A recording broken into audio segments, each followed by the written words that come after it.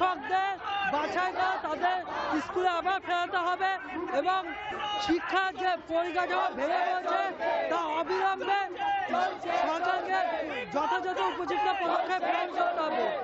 আর রাজ্যে এবং কেন্দ্রের যে জাতীয় শিক্ষানীতি তা অবিলম্বে বাতিল করতে হবে। আমরা দেখছি যে স্কুলগুলোর পরিকাঠামোহীনতা ভুগছে, তার মধ্যে দুর্নীতি যারা করলো তাদের কোনো শাস্তি হলো, যারা ন্যায্যভাবে চাকরি পেল তাদের চাকরি চলে গেল।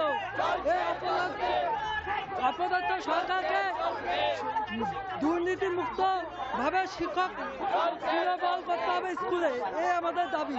এই দাবিতে আজকে আমাদের ছাত্র সমাজের এই দিবসের ডাকে বিকাশ ভবন অভিযান করুণাময় থেকে শুরু হয়েছে। আমার নাম স্বপন মিত্র। যাওয়ার জন্য প্রস্তুত